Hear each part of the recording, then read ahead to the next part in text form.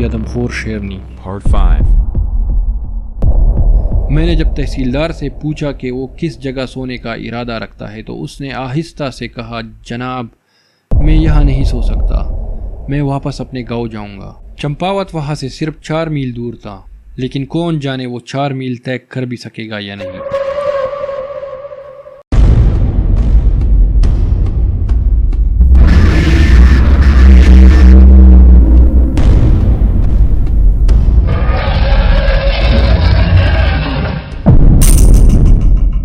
اگلے روز دوپہر کو تحصیلدار بنگلے میں آیا تو اسے دیکھ کر میری جان میں جان آئی۔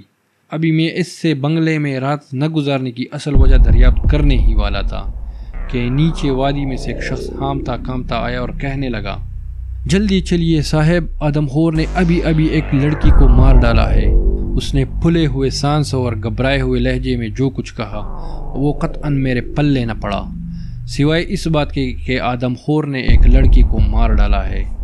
میں اس کے ساتھ گاؤں میں گیا تو ہر فرد و بشر خوف و ہراس کی تصویر بنا ہوا تھا۔ مجھے دیکھتے ہی ان میں سے ہر شخص نے بولنے کی کوشش کی اور ہر ایک کی خواہش تھی کہ یہ لرزرہ خیز داستان میں اس کی زبانی سنوں۔ میں نے صرف ایک شخص کو دیکھا کہ وہ چپ چاپ کھڑا تھا، چنانچہ میں اس کا بازو پکڑ کر ایک طرف لے گیا اور کہا، مہربانی کر کے سارا قصہ سنائیں۔ قصہ تقریباً وہی تھا جو میں پہلے بھی کئی مرتبہ بیان کر چکا ہوں۔ 16-17 برس کی ایک لڑکی گاؤں کی چند دوسری عورتوں اور آدمیوں کے ساتھ جنگل میں خشک لکڑیاں چننے گئی تھی کہ آدم خور شیرنی آئی اور لڑکی کو اٹھا کر لے گئی۔ اس نے مجھے ہاتھ کی اشارے سے وہ سمت بھی بتائی جدھر اس لڑکی کو شیرنی لے گئی تھی۔ میں نے یہ سن کر گاؤں والوں کو ہدایت کی کہ شور نہ مچائیں اور بالکل خاموشی سے اپنے اپنے گھروں میں چلے جائیں۔ میں ابھی وہاں جاتا ہوں اور شیرنی کو تلاش کرتا ہوں، وہ زیادہ دور نہ گئی ہوگی۔ میں بنگلے میں آیا، اپنے خاکی کپڑوں کے اوپر ایک میلی کچیلی ساڑی باندھی، بائیں ہاتھ میں درنتی سنبھالی، دائیں کندھے پر رائفل لٹکائی، اور جب اس ہیئت سے اپنے آدمیوں کے سامنے آیا تو کوئی بھی ہنسی نہ روک سکا، لیکن مجھے بہرحال شیرنی کو دام میں لانا تھا۔ بہت جلد میں نے وہ مقام تلاش کر لیا جہاں شیرنی نے لڑکی پر حملہ کیا تھا۔ سرخ تازہ لہو کے لوتڑے وہاں جم رہے تھے۔ ایک ٹوٹا ہوا ہار بھی پڑا نظر آیا جس کے موتی ادھر ادھر بکھرے ہوئے دھوپ میں چمک رہے تھے۔ یہ راستہ بلکاتا اور مڑتا ہوا ایک پہاڑی کی طرف جاتا تھا۔ یہاں شیرنی کے پنجوں کے نشان واضح اور صاف تھے۔ میں ان نشانات اور خون کے دھبوں کو دیکھتا بالتا نہایت احتیاط سے آگے بڑھ رہا تھا۔ ایک جگہ مجھے لڑکی کے سر کے بالوں کا ایک گچھا اور کھوپڑی کی کال بھی نظر آئی۔ خاردار جھاڑیوں، نالوں، گھاٹیوں، دروں اور خشک گھاس کے چھوٹے بڑے قطعوں کو عبور کرتا ہوا آخر میں ایک تاریک پہاڑی کوہ کے قریب جا پہنچا۔ شیرنی اس کوہ کے اندر اپنا شکار لے گئی تھی۔ کوہ تک پہنچنے کے لیے اسے پانی کے ایک قدرتی تالاب میں سے گزرنا پڑا تھا، لیکن میں ایسا نہ کر سکا اور ایک لمبا چکر کاٹ کر کوہ کے قریب پہنچا۔ یہ کوہ زمین سے تقریباً 70-80 فٹ کے لگ بھگ بلند ہوگی۔ یکایک میری نظر لڑکی کے جسم سے کٹے ہوئے ایک پاؤں پر پڑی جس میں سے اس وقت بھی خون ابل رہا تھا۔ اسے دیکھتی ہی صدمے کے مارے حالت غیر ہو گئی اور خون کھولنے لگا۔ آہ بیچاری کتنی معصوم لڑکی تھی جو ظالم شیرنی کے ہتھے چڑھ گئی۔ اس کے ماں باپ اور بہن بھائیوں کا کیا حال ہوگا جب وہ یہ پاؤں دیکھیں گے۔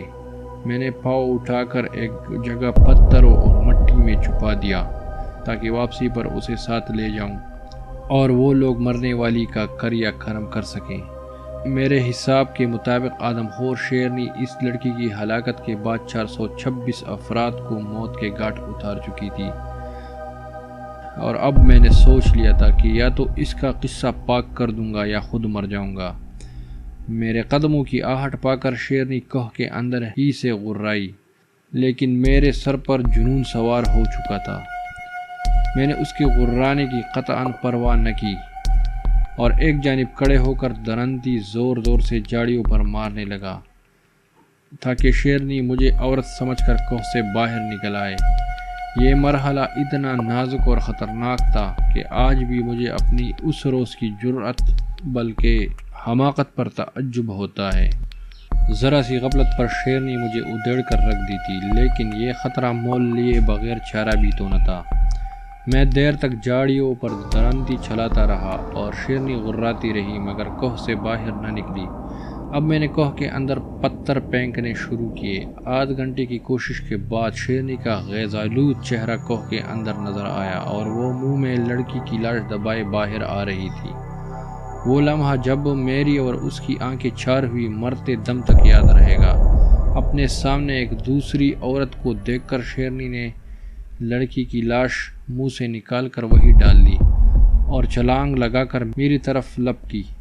میں نے درندی پھینک کر اس کی کھوپڑی کا نشانہ لیا اور فائر کر گولی اس کے شانے میں لگی، لیکن شیرنی گری نہیں بلکہ الٹے قدموں بھاگی اور خشک گھاس میں سے دوڑتی ہوئی نظروں سے اوجھل ہو گئی۔ البتہ اس کی آواز سے اندازہ ہوتا تھا کہ کس طرف گئی ہے۔ میں بھی اندھا دھند اس کے پیچھے بھاگا اور بہت جلد اسے گھاس میں چھپے ہوئے دیکھ لیا۔ وہ بری طرح غرا رہی تھی اور خون میں لتھڑا ہوا جبڑا بھیانک انداز میں کھلا ہوا تھا۔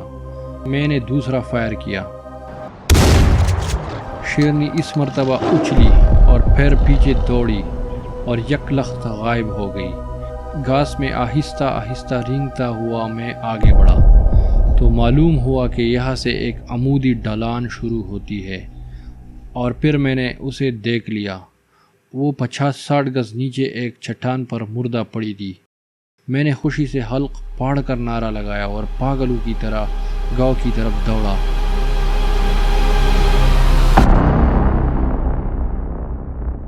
شیرنی کے آدم خور بن جانے کی وجہ یہ تھی کہ کسی اناڑی نے اس پر تھوڑے دھار بندوق سے فائر کر کے نہ صرف اس کا جبڑا زخمی کر دیا بلکہ نچلا ایک دانت بھی توڑ دیا تھا، جس کے باعث وہ جنگل کے جانوروں کو ہلاک کرنے کے قابل نہ رہی تھی۔